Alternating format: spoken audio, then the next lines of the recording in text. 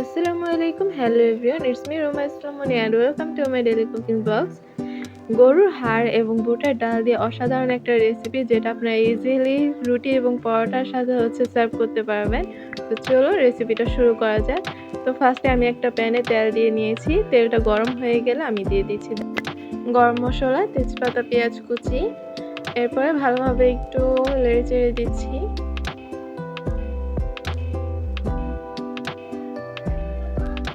এরপর দিয়ে দিচ্ছি কিছুটা লবণ আর দিয়ে দিচ্ছি পেঁয়াজ বাটা। আমি ফ্রোজেন করে রেখেছিলাম, তো এখান থেকে কয়েকটা কিউব দিয়ে দিয়েছি। এরপর দিয়ে দিচ্ছি আদা রসুন বাটা 2 চা চামচ, আপনারা পরিমাপ অনুযায়ী দিবেন। তো এরপর আমি ভালোভাবে সবগুলো মশলা মিশিয়ে নিচ্ছি। এরপর দিয়ে দিচ্ছি হলুদ গুঁড়ো, মরিচের গুঁড়ো আর ধনিয়া গুঁড়ো। এরপর আমি কিছুটা পানি দিয়ে দিলাম যেন মশলাগুলো পুড়ে না যায়। এরপর একটু ভালোভাবে নেড়ে চেড়ে মিশিয়ে নিচ্ছি মশলাগুলো।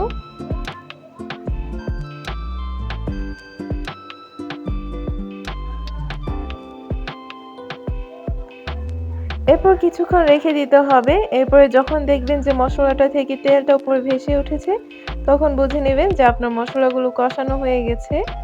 তো এই পর্যায়ে আমি আরও কিছুটা লবণ অ্যাড করছি। এখন এই পর্যায়ে আমি গরুর যে হাড়গুলো রেখেছিলাম ওইগুলো আমি দিয়ে দিচ্ছি। এগুলো একদম ক্যালসিয়াম সহ আছে। সবগুলো দিয়ে আমি ভালোভাবে নেড়ে এখন মশলাটা এগুলোর সাথে মিশিয়ে নেব। মশলাটা যেন ভালোভাবে মিশে যায়। দেখুন আমি এই মশলাটা মিশিয়ে নিয়েছি।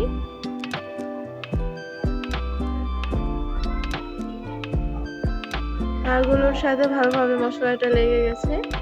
তো এখন আমি এই পর্যায়ে অল্প কিছুটা পানি দিয়ে তারপর রেখে দেব ঢাকা দিয়ে কিছুক্ষণের জন্য। কিছুক্ষণ পরে আমি আবারও এটাকে উঠিয়ে হালকা করে একটু নাড়াচাড়া দিয়ে নিচ্ছি। আর এটা আপনার অনেক একটু টাইম নিয়ে রান্না করতে হবে। যত টাইম নিয়ে রান্নাটা করবেন তত বেশি এটা মজা লাগবে খেতে। তো এখানে আমি একটু নাড়াচাড়া দিয়ে নিচ্ছি।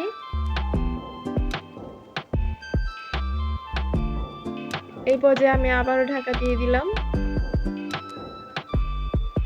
দেখুন আবারও কিছুক্ষণ পর পর এটাকে ভালোভাবে ঢাকনাটা উঠিয়ে একটু পরপর লেড়ে দিতে হবে যেন নিচটা দিয়ে মশলাটা লেগে না যায় আর মশলাগুলো যেন ভালোভাবে মিশে যায়। তো এরপর আমি বুটের ডালগুলো দিয়ে দিচ্ছি। আমি বুটের ডালগুলো ধুয়ে ভিজিয়ে রেখেছিলাম। তো এই পর্যায়ে আমি কিছুটা আলু অ্যাড করছি। দেওয়ার পরে আমি সবগুলো ভালোভাবে মিশিয়ে নেব।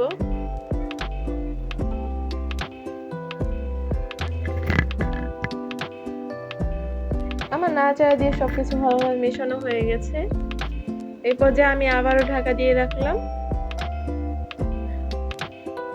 দেখুন আবারও কিছুক্ষণ পরে তুলে আমি আবার একটু নাড়াচাড়া দিয়ে নিচ্ছি।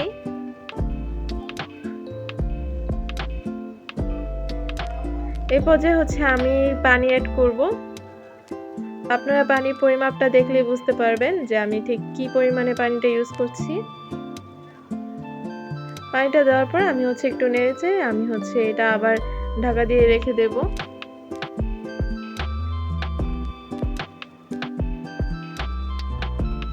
দেখুন আমি আবারও ঢাকাটা তুলে নিচ্ছি, আবার একটু নেড়েচেড়ে দিচ্ছি।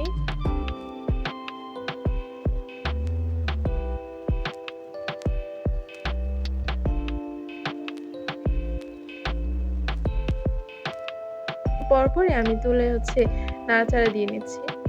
তো এই পর্যায়ে আমি জিরার গুঁড়ো অ্যাড করেছি, দিয়ে ভালোভাবে নেড়েচেড়ে জিরার গুঁড়োটা ভালোভাবে মিশিয়ে দিচ্ছি।